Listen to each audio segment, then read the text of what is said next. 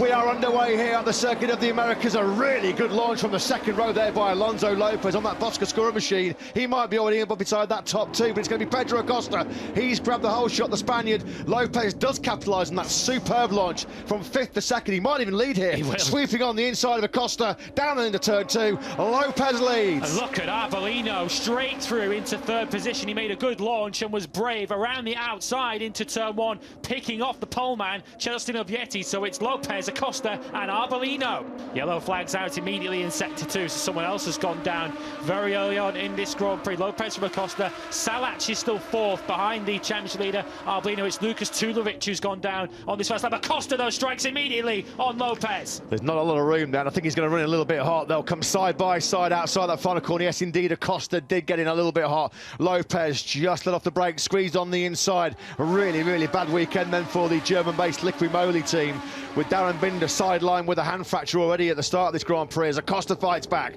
Pedro Acosta, he's a pocket rocket, isn't he, on that long back straight. He's a lot lighter than Pedro Acosta. I was just thinking there, one of the Grazzini boys, I think it was Alcoba, was having a right old lunge. He distracted me there a little bit. I thought he was going to start clattering people, but Acosta using his lightweight there, bench Schneider out the seat two there further back. It's been a little bit hectic, a little bit chaotic on this first lap, but it's Acosta that leads through 15.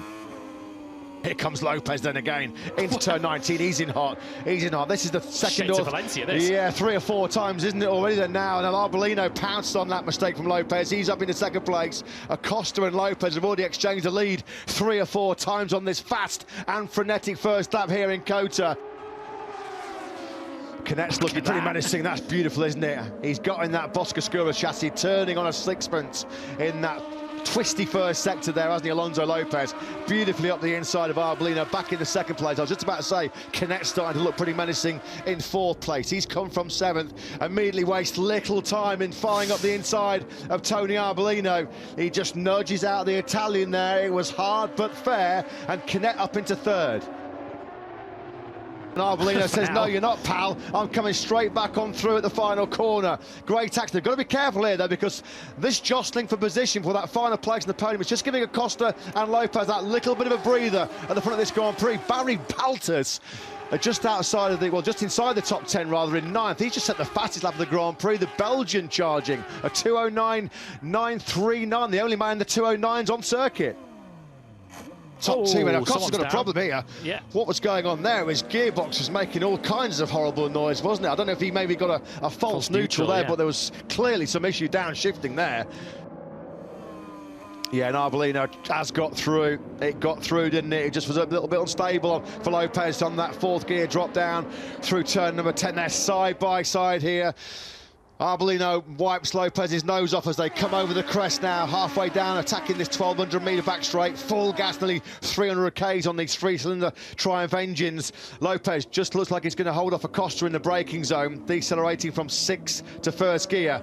Tony Arbolino last year, we have to say his first Moto2 victory was a bit of a gift. It was a present, with both Canet and Vietti crashing out ahead of him, but he's doing all the hard work himself here, although he's in a little bit hot there, isn't he? He's just running a slightly wide line, cutting to a late apex there, and that uphill braking zone for the first corner. Acosta, though, now, he is up into second place. Lopez was going in hot through turn number 5. He's struggling here, Lopez. He hasn't got the pace, has he, of Arbolino and Acosta ahead of him, and he's slipping further back.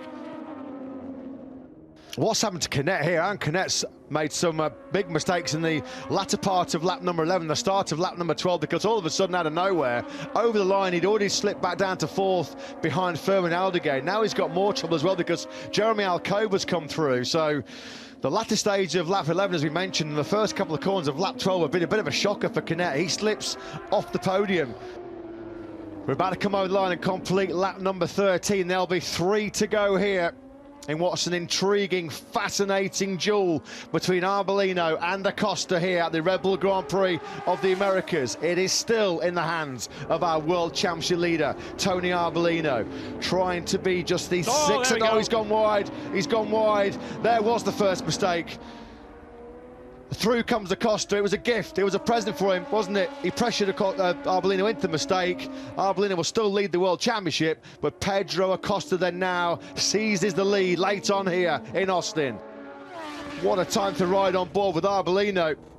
You could almost smell the rubber on the back of Pedro Acosta's Dunlop rear tyre there, couldn't you? Acosta then now. He's gone wide. It's another mistake at turn 12 for Pedro Acosta. Does anybody want to win this COTA Grand Prix here today in Austin? After the mistake by Arbolino at the first corner that started this lap 14, late on in the lap, Acosta makes another mistake into turn 12, and it's now Arbolino back in the ascendancy. Into turn number 7.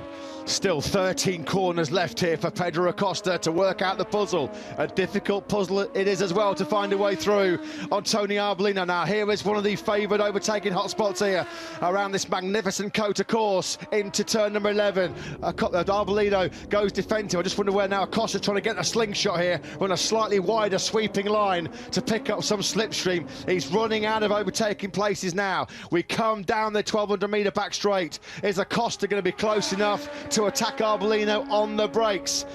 The three abreast in the background, battling for third. Alcoba and Aldeguer back ahead of Cadet. Here comes Acosta. He's ahead before they even got into the apex of the corner. Has he made the apex? He has just. Oh, the front end of Acosta's machine there was chattering its brains off. Canet and Aldeguer run wide into turn number 12. Where do you look on this last lap? It's like Moto2 all over again, isn't it? Pedro Acosta has the advantage into turn number 15.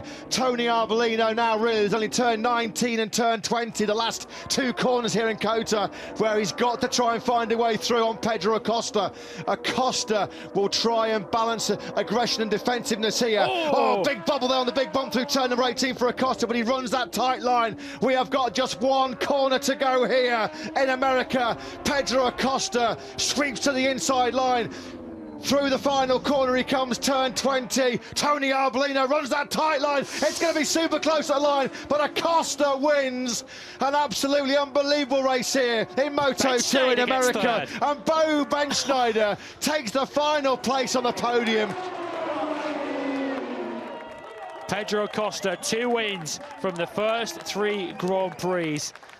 An A-star performance as Acosta edges out Arbolino in Austin.